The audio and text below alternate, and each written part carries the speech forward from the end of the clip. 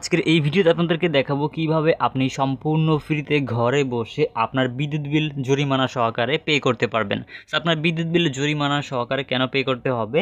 আপনাদের বিদ্যুৎ বিল অনেক সময় হয় সঠিক সময়ে আপনারা টাকাটা জমা দিতে পারেন না।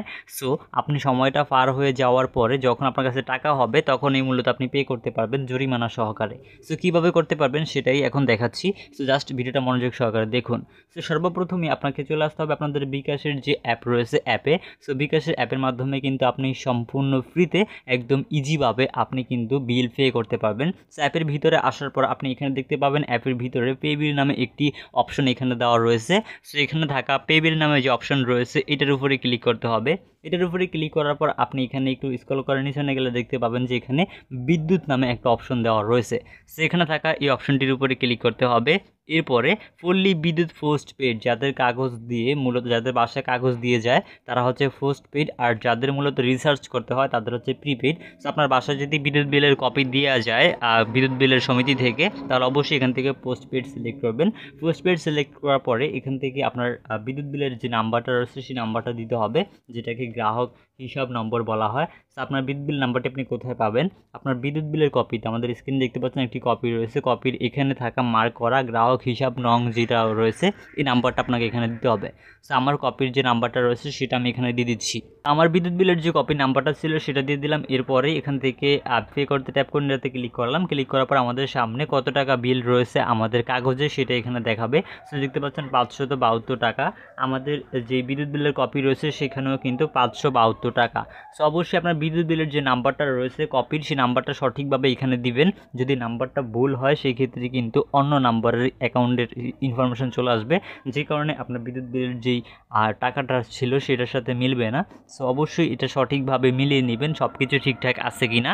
যদি সব কিছু ঠিকঠাক থাকে, অর্থাৎ আপনার বিদ্যুৎ বিলের কপিতে যে টাকাটা ছিল সেই টাকাটা যদি এখানে আসে তাহলে বুঝবেন ঠিক হয়েছে। অবশ্যই এটা বারবার মিলিয়ে নেবেন। যদি ভুল হয় তাহলে কিন্তু অন্য নাম্বার টাকা চলে যাবে, সো আপনার টাকা জমা হবে না। সো অবশ্যই সঠিকভাবে দিবেন, তারপরে সঠিক ইনফরমেশন এখানে দেখতে পাবেন কত টাকা বিল হয়েছে। সো সব কিছু ঠিকঠাক থাকলে আপনি এখান থেকে পরের ধাপে যেতে ট্যাপ করুন, যে অপশনটা রয়েছে নিচনে এই অপশনে ক্লিক করবেন। এটাতে ক্লিক করার পর এখানে দেখতে পাচ্ছেন পরিমাণ, এখান থেকে আমাদেরকে মূলত এখানে আমাদের বিকাশের যে পিন নাম্বার রয়েছে সেই পিন নাম্বারটা এখানে দিতে হবে। আমি এখানে আমার বিকাশের পিন নাম্বার দিয়ে দিচ্ছি, আপনার বিকাশের পিন নাম্বার আপনি এখানে দিয়ে দিবেন। এরপরে এখান থেকে পে করতে ট্যাপ করে ধরে ঘন্টাতে ক্লিক করলে আমাদেরকে মূলত এরকম ইন্টারফেস দেখাবে। দেখতে পাচ্ছেন আপনার পে বিল সফল হয়েছে, অর্থাৎ আমাদের বিলটি কিন্তু সম্পূর্ণরূপে পরিশোধ হয়ে গেছে। সো এখন আমাদের এই বিদ্যুৎ বিলের মূলত আমরা চাইলে রিসিট ডাউনলোড করতে পারবো। রিসিট ডাউনলোড করার জন্য আমরা এখান থেকে পরবর্তী যে অপশন রয়েছে নিচে এটাতে ক্লিক করব। এরপরে এখানে দেখতে পাচ্ছি রিসিট ডাউনলোড করুন নামে একটি অপশন এখানে রয়েছে। সো আমরা এই রিসিটটিকে ডাউনলোড করে রেখে দিব।